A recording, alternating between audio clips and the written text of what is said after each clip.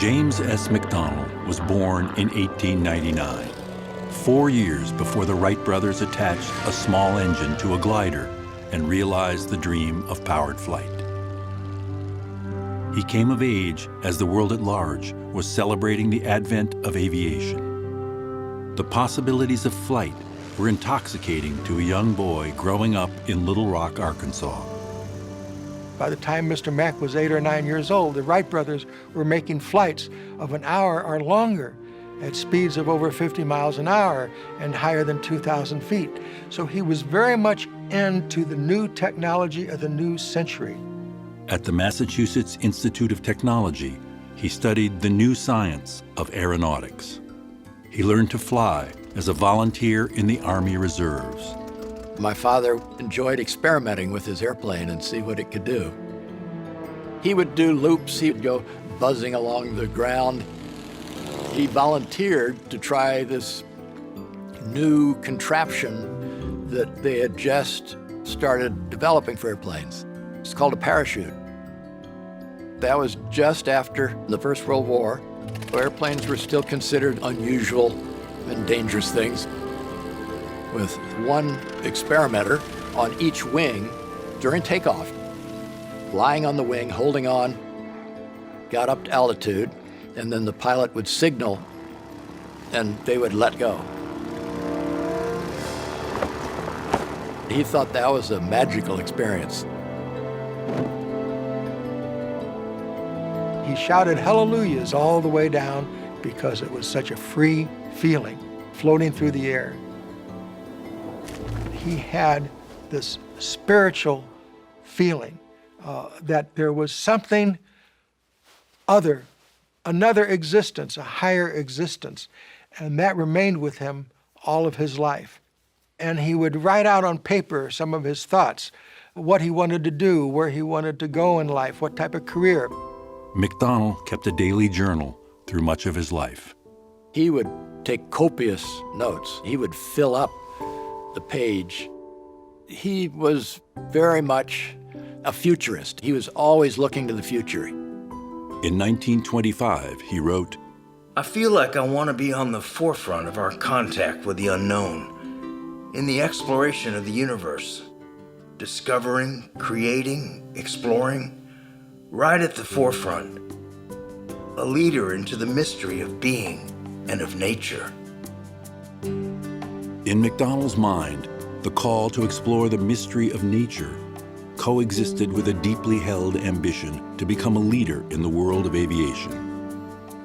He continued in his journal. Such leadership I seek requires complete independence. And complete independence requires money. Money must be obtained by industrial activity, and that I shall do by the manufacture of aircraft. It was an ambition that he would realize on a scale only a few of his generation would achieve. The creation of some of the most advanced aircraft in history became the life's work of James S. McDonnell.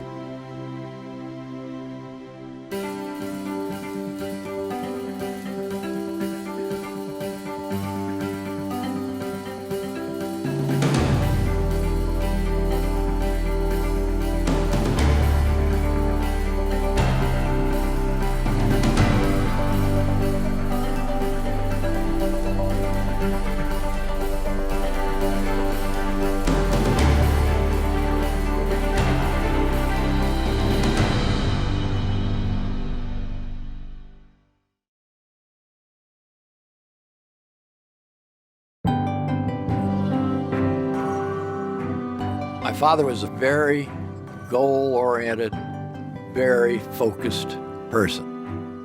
How many people do you think in Little Rock, Arkansas in the turn of the century went to MIT? Not very many.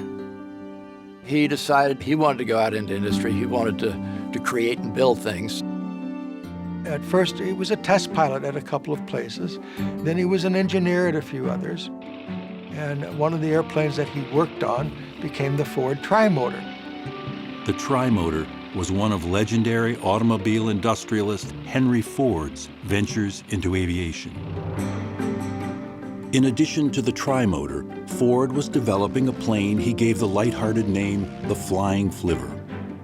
Ford wanted to build an airplane with the mass appeal of his Model T, which sold in the millions and made him fabulously wealthy. McDonnell's time with Henry Ford did not go well. I know now I could never be satisfied, could never fully express myself working for Henry Ford, unless he should associate with me as a confidant. Ford never did. But it was his time with Ford that inspired the idea for McDonnell's first airplane. Ford abandoned the Model T for the air when his friend, a test pilot, crashed in a prototype and died.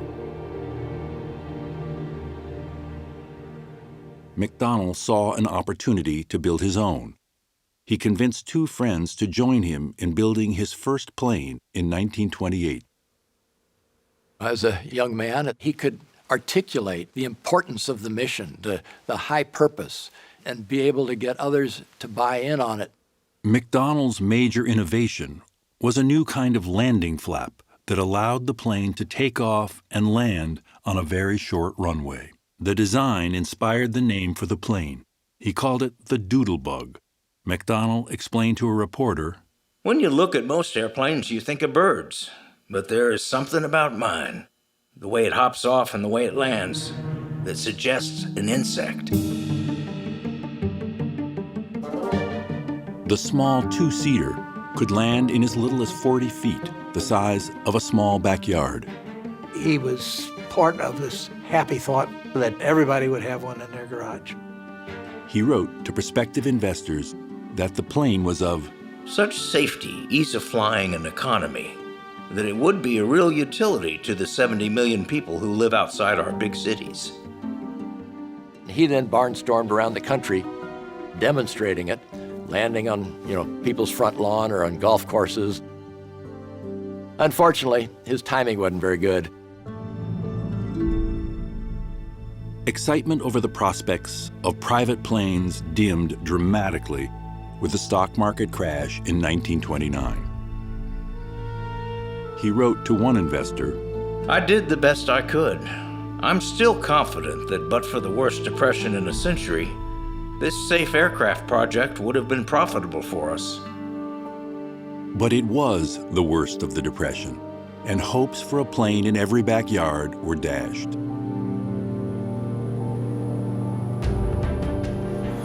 But even in the Depression, there were affluent people who could afford to fly. The 1930s were a decade that saw the airplane go from wood and cloth to aluminum, with engines able to lift passengers and cargo across continents and oceans. McDonnell found work as an aeronautical engineer at a series of aviation companies. During that period of time, you could actually characterize the American aviation industry as a gigantic postgraduate school for engineers. They would go from one company to the next where their particular skills were needed. The result was the creation of a whole troop of American aero engineers with a wide experience. McDonnell's goal remained to run his own company and be his own boss. And again, Henry Ford was an inspiration. He remembered that Henry Ford once said, a person can't really be successful in starting their own business until he had reached the age of at least 40. And at 40, he will have achieved enough knowledge by working in different jobs that he could strike out on his own. McDonnell's 40th year was 1939. The world was marching towards catastrophe. In September, Germany invaded Poland and World War II in Europe began. It was the year McDonnell chose to open his own company. With war coming, the concern was the two coasts might be vulnerable to attack, and so he decided the company needed to be in central part of the U.S. He picked St. Louis to be the spot. St. Louis was an aviation-minded city. This was the city that had bankrolled Charles Lindbergh. And Lindbergh's plane was the Spirit of St. Louis. He first started hiring engineers in September of 1939. It was not an easy startup. They had no sales, no backlog, no nothing. He wrote about the reality he faced. If we don't have a contract for an airplane now, the engineering department will disintegrate.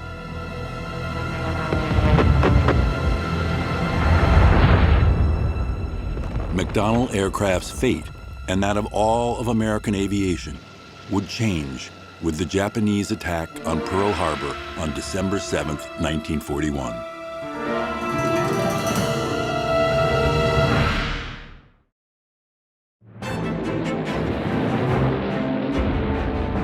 World War II was the first war in history where supremacy of the air was as important as victory on land and sea.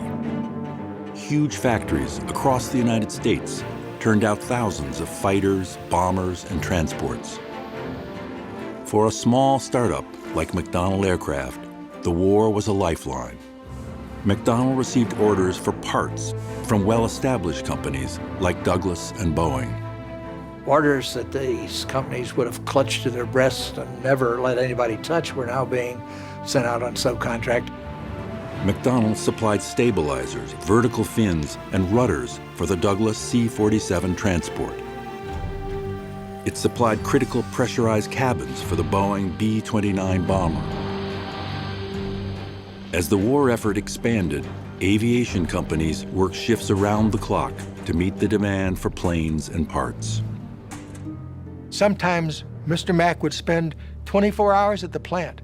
He had an old robe and slippers that he kept up in the office, and he'd sleep on a couch, and he'd get up and he'd go down in the plant for third shift in his robe and slippers, talking to people. He had this knack of management by walking around. Everybody was pressed into service building aircraft, building pieces of other people's airplanes, but that was not what he wanted to do. He wanted to develop his own airplanes. James McDonnell got his chance. The U.S. Army Air Corps solicited proposals to design a new experimental fighter. They really wanted to break the mold. They wanted to come up with something very different. It was the kind of challenge McDonnell was ready to take on. Design and build a plane that tested the limits of aviation technology. And that's really where he got his start, deliberately trying to build an airplane that did not look like fighters that were around then. McDonnell began with an engineering concept that had long intrigued him, maximizing the aerodynamics of an airplane by seamlessly blending the wing and the fuselage into one smooth, continuous surface. The Army Air Corps responded by awarding the company a contract to build 2 prototypes. They gave the plane the designation XP-67, the X for experimental. The XP-67 was an exercise in extreme aerodynamic efficiency. It was very smooth, no corners on it, everything was concealed. It's a lovely looking airplane, reminiscent of today's stealth designs. But McDonnell wanted the engines that powered the XP-67 to be as advanced as the design of the fuselage. He wanted the XP-67 to exploit jet technology. From their inception, aircraft were powered by piston engines that turned propellers. But the speed of a propeller plane has a limit. When the tip of the propeller approaches the speed of sound, shock waves are generated, causing instability. Jet engines do not generate the same debilitating shock waves. They draw air into an internal chamber where it is compressed, mixed with fuel, and ignited, creating thrust. Jet engines are built for speed. In the early 1940s, the development of the jet engine was just beginning. But James McDonnell understood if jet engines could be made to work, they would take a plane higher and faster than any existing piston engine. At a time when most people were ignorant of the jet engine, he knew what was coming. He was looking way ahead. McDonnell secured a $20,000 contract from the Army Air Corps to research jet propulsion for aircraft. When it lapsed, he committed the company's own funds to continue the research. McDonnell was not held back by the piston engine mentality, and they could think of things and develop concepts that were not yet available. In December of 1941, McDonnell wrote a note to himself in his journal. Sell Army XP-67 with jet propulsion. A move from a piston engine to a jet engine would have been a great advancement on this XP-67. But the choice of which engine would power the XP-67 was not up to James McDonnell. It's wartime. There was definitely a sense of urgency in getting weapons of war out from design stage to test stage to operational stage as quickly as possible. The Air Corps rejected McDonnell's request, insisting instead that the XP-67 be paired with a conventional piston engine made by Continental Motors. Once in the air, the XP-67 received positive reviews. One test pilot wrote, "The general flight handling characteristics are delightful, and it handles exceptionally well." Continental's piston engines, however, were underpowered and prone to overheating, which would have devastating consequences. On a test flight in St. Louis, the left engine caught fire. The pilot was able to land, but the fire spread. The first experimental airplane they had, one of the engines caught on fire and burned up, and the airplane burned up, and that was the end of that contract. But the XP-67 had proven that McDonnell Aircraft was a company willing to challenge conventional thinking. One needs to just take a look at that aircraft to show that he's someone who is definitely not afraid to think outside the box. Experiments often fail. The XP-67 never went beyond the first prototype that was built. But the thousands of advanced jet fighters that McDonnell Aircraft would one day build are the legacy of this remarkable and beautiful plane.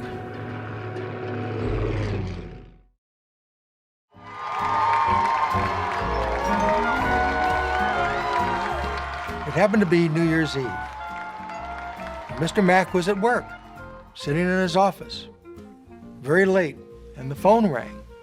This was December 31st, 1942. The caller was Rear Admiral Sidney Moses Krause. And the Admiral was a little surprised that anybody even answered the phone. He was very much impressed that Mr. Mack, the president of the corporation, answered the phone. Admiral Krause was an early naval advocate for jet-powered flight. The Navy decided that they might want to set out a bid for companies to build a carrier-based jet airplane. And Mr. Mack said, "Oh, absolutely, we would like to participate." And I believe it was the very next day he flew up to Washington. The phone call was a turning point for McDonnell Aircraft and for naval aviation. The Navy was a service in the midst of change. Just months after Pearl Harbor, planes launched from American aircraft carriers near the small Pacific island of Midway destroyed a Japanese fleet. The Battle of Midway demonstrated that the marriage of the carrier and the airplane was changing the way the Navy waged war. But this transformation was happening at the very same time that the jet engine was revolutionizing aviation itself. The Nazis had built the first jet fighter, the HE-178, followed by British and American prototypes. All of these jets offered the promise of speed. There's an old fighter pilot statement that speed is life, and of course what the fighter jet gave you was the ability to fly at very, very high speeds. Those charged with charting the Navy's future, like Admiral Krause, could see the inevitable. Jets would one day replace prop planes. The Navy knew that it had to put jet fighters on its carriers because that was the way of the future, but they didn't know how to get jets onto an aircraft carrier. The problem for the Navy was the nature of the jet engine itself. Piston engines deliver power rapidly, hit the throttle, and the plane instantly accelerates. Early jet engines took much longer to accelerate, so they needed a very long runway to get off the ground. But Navy aircraft carriers were short runways, very short runways, and they were in a constant state of motion. As challenging as those runways were for takeoffs, they were even more challenging for landings. On a carrier, you're shooting to hit a landing area that's about maybe 100 foot long. We had a lot of problems during World War II. Airplanes coming in and not being able to stop, destroying a lot of airplanes, causing a lot of damage. Naval aviation was already dangerous. Jets would make it even more so. There were individuals at the Bureau of Aeronautics who did not think jets could ever be made to be compatible on aircraft carriers. This is the problem that the Navy put before James McDonnell and his engineers. McDonnell came up with a two-engine airplane. All the other fighters that the Navy was looking at were all single-engine. People thought that was the simplest way to build a jet airplane. For a Navy that was waging aerial battles over the vast Pacific Ocean, two engines were appealing, especially for unproven jets. If one failed, the aircraft could still return to the carrier. So McDonnell pretty much set the Navy's thinking that they actually always prefer a two-engine airplane if they can get it. The Navy designated the new plane the XFD-1. What's really the most beautiful aspect of it is the wing, how it blends in with the engines. And that's something that was definitely borrowed from the XP-67s. But the XP-67 had been designed for land, and carrier aviation demands aircraft built to withstand far more stress. Not only is it the force of the landing that puts stress on the aircraft fuselage, it's also the force of the hydraulic catapult dragging this aircraft literally down a short track and slinging it into the air from a standstill.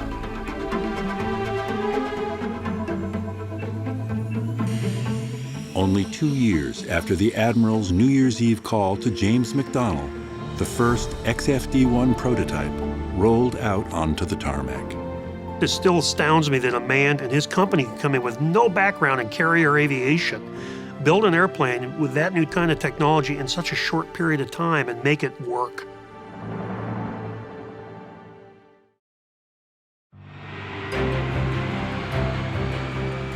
James McDonnell rechristened the XFD-1 the Phantom.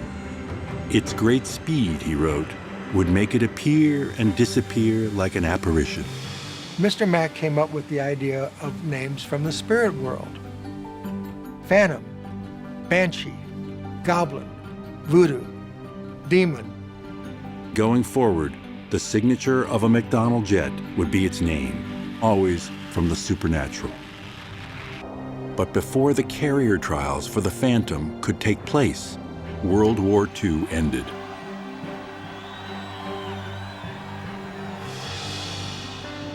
The wartime urgency that drove the rapid development of the Phantom ceased with the end of the war. The demand for most military aircraft collapsed, but not for the Phantom. Jets were the future. The Navy is evaluating what the jet could do, how far jets can take us. What saved McDonnell is the fact that the Navy was looking over the horizon. The post-World War II Navy and James McDonnell were a perfect match. His natural curiosity compelled him to push the boundaries of conventional thinking. And the Navy was a service that was again reinventing itself. On July 21st, 1946, 10 months after peace had been declared, the USS Franklin D. Roosevelt steamed off the Virginia coast. On board was the McDonnell Phantom with pilot James Davidson.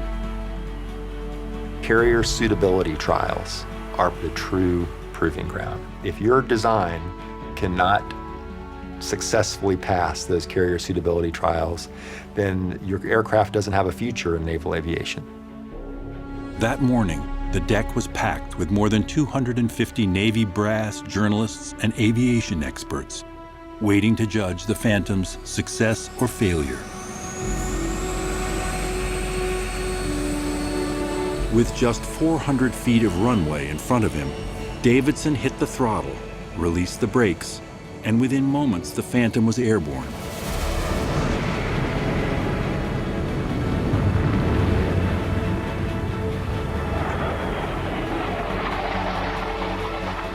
Those watching saw Davidson bank the Phantom, circle the carrier, then line up to land on the Roosevelt's deck.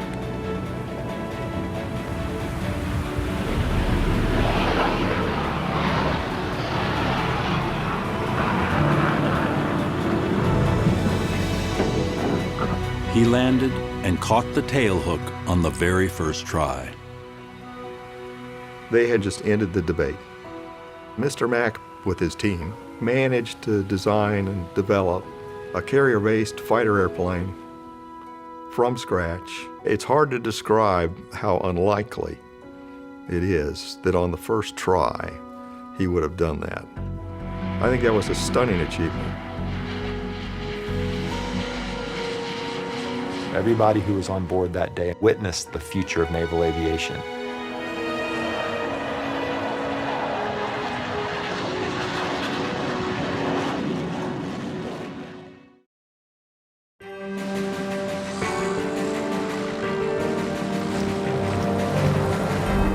The end of the Second World War in 1945 brought with it a new adversary, the Soviet Union, soon to be armed with nuclear weapons. The Cold War between the West and the Soviet Union lasted for decades and spurred an arms race greater than any in history. McDonnell Aircraft grew up as a Cold War company. It was the mission to make sure that the Soviet Union and its way of life would not become dominant in the world. McDonnell wrote in his diary, If we sit still on the defensive, the communist world will take over.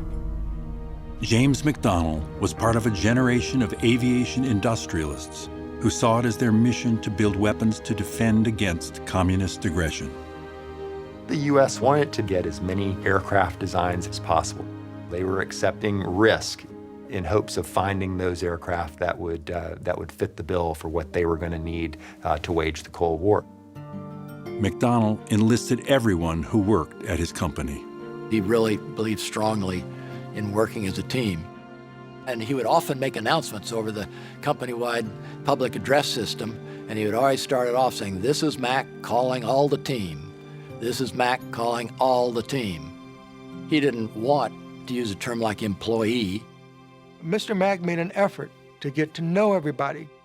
But on the 10th anniversary of the company, in 1949, Mr. Mack's wife passed away. And although most of the employees knew how ill she was, nobody mentioned it. Mr. Mack didn't mention it. And her passing left him as a single father with 2 young boys. I think when my mother died, that was a very searing experience for him. He tried hard to be a good father. Given what he was going through, I have to say in retrospect, he did a good job of fathering. But there was never a moment when the pace of production slowed. Before the first order for 60 Phantoms could be delivered, the Navy wanted McDonnell to design an even bigger, more powerful, faster version with the promise to order hundreds. They barely have time to rest on their laurels with the Phantom before they are contracted to design what is going to amount to the follow-up to the Phantom.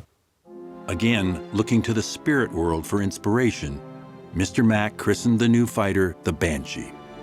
The Banshee was a bellwether airplane for this company.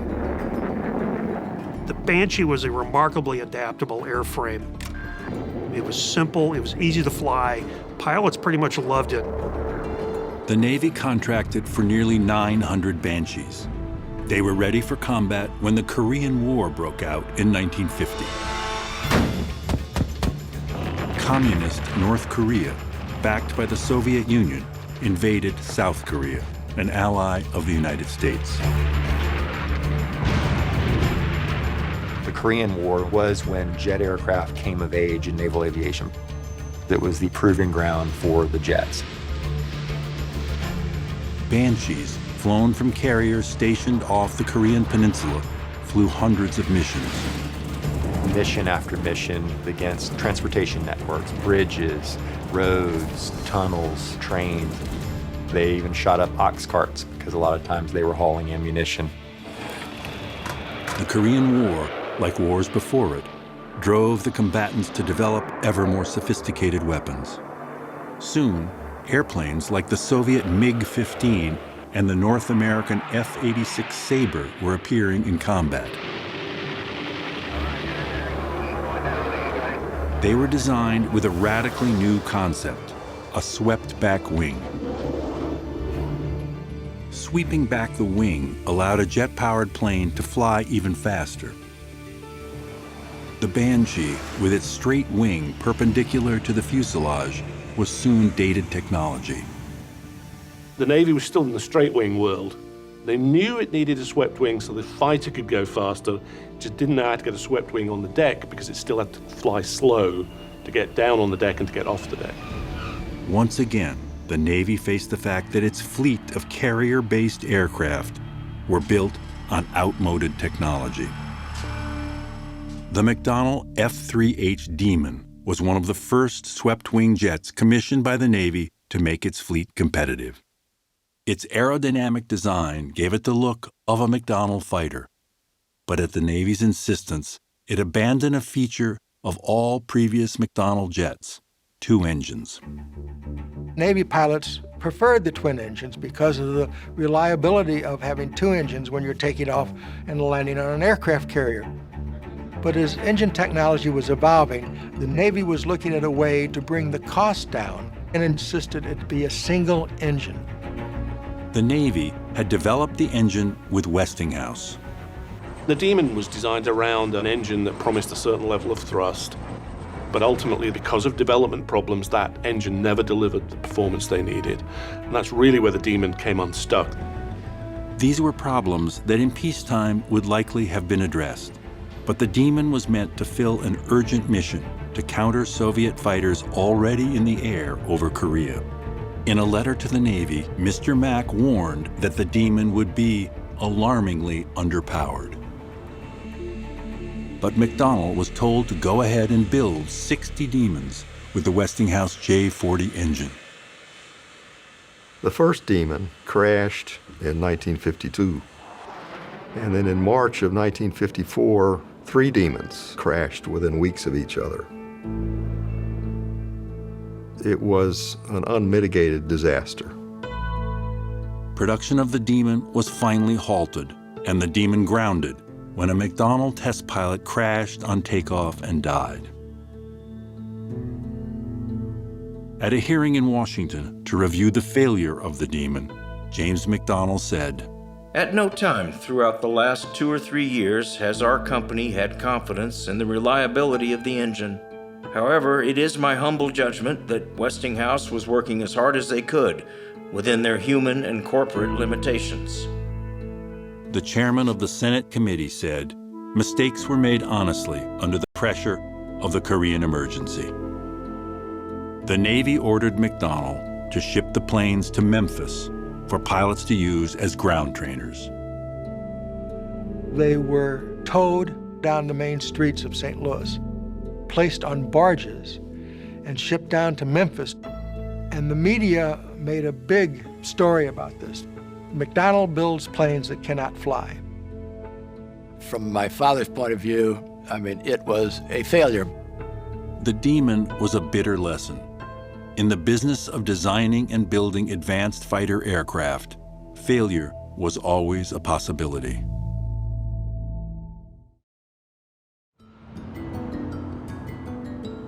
In the early 1950s, McDonnell Aircraft was a company looking for redemption. But the humiliation of the Demon engine fiasco was soon followed by the loss of a competition to build the Navy's next jet fighter. The Demon's failures are coming alongside a company called Vought's successes with their development of the F-8U Crusader, which becomes one of the most successful fighters in naval aviation. McDonnell's prospects seemed bleak, but there was one bright spot for the company. In 1953, McDonnell won an Air Force contract for a long-range supersonic fighter. Mr. Mack named it the Voodoo. It was the first aircraft to break the sound barrier on its very first flight. Bob Little was the McDonnell test pilot that day. It was a real blast. We had the highest performance fighter airplane there was anywhere. World speed records, time to climb records. It would accelerate faster than anything. The Voodoo not only gave McDonnell critical experience with supersonic flight, but it was also an important foray into building planes for a new customer, the Air Force. In the late 1950s and early 1960s, you had companies that were either Navy companies or maybe Air Force companies. Grumman was a Navy company. Boeing was an Air Force company. McDonnell was able to bridge that gap. But the Voodoo was not enough to keep McDonnell in business. With the Cold War pushing technological development at a furious pace, planes quickly became obsolete. As the Red Queen said, it takes all the running you can do to stay in place. If you want to get somewhere, you got to run twice as fast. So McDonnell needed to get a new program started. James McDonnell decided to risk his company's own capital to develop a new fighter for the Navy, one that they hadn't asked for, but one they couldn't turn down. Mr. Mack was always thinking ahead and wanting the people that worked for him to think ahead. They would sit down with pilots from the Navy and say, what is it that you want in an airplane? Mr. Mack's team applied lessons from the Banshee, Voodoo, and even the Demon to a plane that was to be the culmination of their fighter designs. McDonnell would christen the plane the Phantom II. The Phantom II was originally going to be called the Satan, but I think some PR person probably took him aside and said, you better not call it Satan, that might offend somebody. The Navy reluctantly agreed to fund 2 prototypes. The plane would be built around 2 of the all-new General Electric J79 engines. It was a bold choice. There is a pretty standard commitment in the aerospace industry that you put an old engine in a new airplane. You can put a new engine in an old airplane, but you don't put a new engine in a new airplane. The engine was unproven, but an even greater risk was the design philosophy with which McDonnell approached the aircraft. Internally, without involving the Navy, they developed this idea of a multi-role fighter. Historically, the Navy developed aircraft for different missions: air-to-air combat, bombing ground targets, and reconnaissance. When McDonnell started thinking about the multi-role airplane, they were kind of going out on a limb because that was not how their customers operated. He was challenging some pretty hefty institutional biases. And McDonnell had risked millions of its own money developing the F-4H Phantom II, a plane that was clearly challenging the stereotype of a traditional fighter. It raised a few eyebrows. It's a big, stocky-looking airplane. It has those unusual upturned wingtips and downturned tail, so it didn't look standard. Once again, the competition was Vought. It was building on its own Navy success with an upgraded version of the Crusader, a single-seat, single-engine powerhouse. It came down to a head-on competition out at Edwards Air Force Base with Navy pilots flying both airplanes. The Vought Crusader proved more maneuverable than the heavier Phantom. But the Navy's decision did not come down to performance alone. The Phantom had 2 seats, a dramatic step away from the single-seat fighters of the past. The 2 crew made the airplane incredibly flexible. If you just had a pilot, he would be overloaded by having too many missions or too many things to think about. You really needed somebody back there that's full-time. He's going to take care of that radar. He's going to take care of all the systems in the aircraft, and you fly it. Crew concept was big. That made Mack's reputation right there. And the Phantom's new J79 engines delivered on their promise. All those decades of false starts and missed promises on jet engines, it all came right with the J79. And then 2 of those gave the F4 extraordinary capability. The Phantom II won the Navy contract. Its performance and flexibility were so appealing that both the Air Force and the Marines also ordered the plane. It became a true joint fighter before the term was ever coined. The Phantom II was the linchpin fighter aircraft of the Allies during the Vietnam conflict. Highly revered because of its multi-role capability. They built massive numbers during the Vietnam War at very high rates. In the end, more than 5,000 Phantoms were built, which is, for Western jet fighters, an extraordinary number even today. The F-4H Phantom was arguably the single most impressive jet fighter ever made, the pinnacle of jet fighter development. The 5,000th Phantom emerged from the McDonnell plant on May 24, 1978, 39 years from the founding of the company. As a young man in 1925, James McDonnell had proclaimed his goal to become a leader in the manufacture of aircraft. Now, 79, he was among only a handful of people in the history of aviation to build an aerospace company of such significance. He had a very strong sense of mission. That's really what motivated him in much of his life. He wanted to make something of his time on Earth. Mr. Mack believed that we are here on Earth to grow, to do things, to move on to new frontiers and different planes of existence. When he died in 1980, James McDonnell's company had built the first manned American spacecraft to orbit the Earth. It was building passenger jets, and it continued to design advanced fighter aircraft like the F-15, which became iconic in its own right. But the Phantom stands apart.